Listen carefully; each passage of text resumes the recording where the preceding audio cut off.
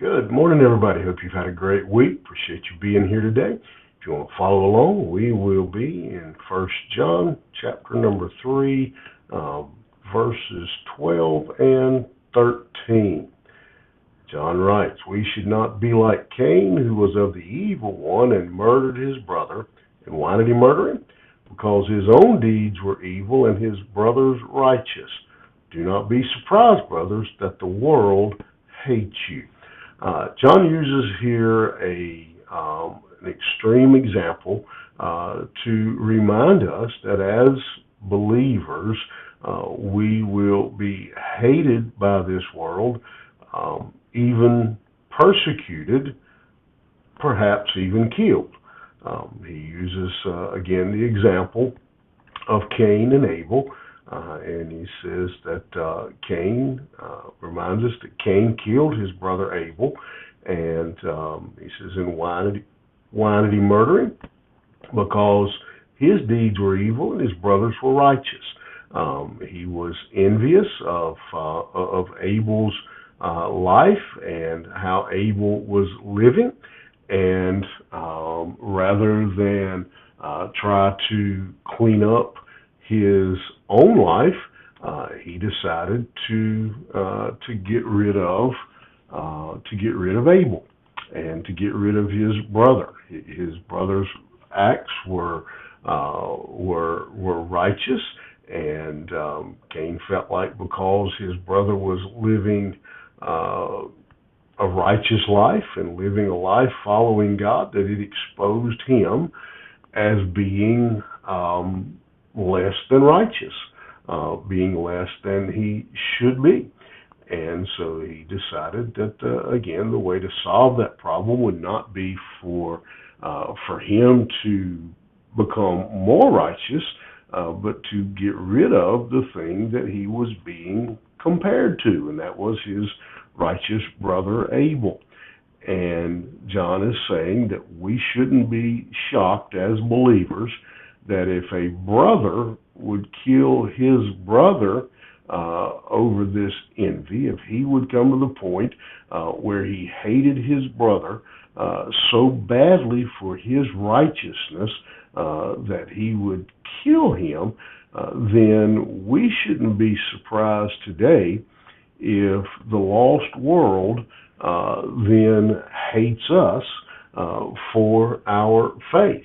We shouldn't be shocked because of that. Don't be surprised that the world hates you. And something that really dawned on me is just in the last few moments here preparing for this, he doesn't say don't be surprised if the world hates you. He says don't be surprised that the world hates you. He states it as a fact. The world hates you because of the life you live. Because if you live a righteous life, again, you make the unrighteous. If everybody in the room if you got 10 people in a room and they're all doing the same thing, then it doesn't really look so bad. Nobody really feels bad because everybody else is doing it, and they all blend in.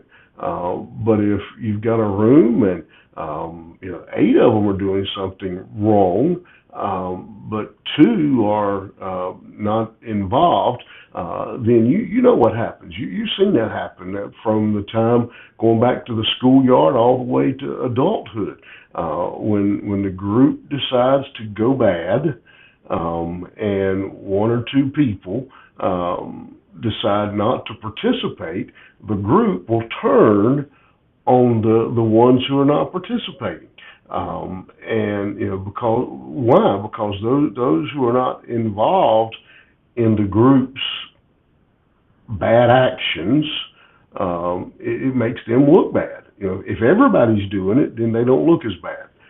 And maybe that, I hope that is making sense.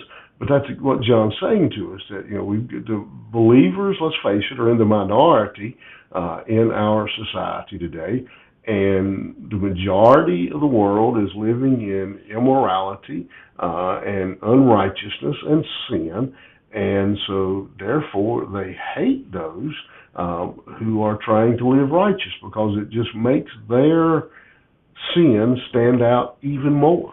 And so we shouldn't be surprised by that, and we certainly shouldn't lower our standards and go join in. He says, don't be surprised. Let's live a life that the world hates. To be honest, that's the simple. Our life should bring conviction. We should live a life not a holier than thou, not a self-righteous life, but we should live a life following Jesus Christ that does stand out, that does make the world take notice. If the world isn't hating us for our faith, if the world doesn't hate us for our relationship with Jesus Christ, are we doing it right? Are we living for Him the way we should? Something to think about this morning. You have a good one. We'll see you here tomorrow morning.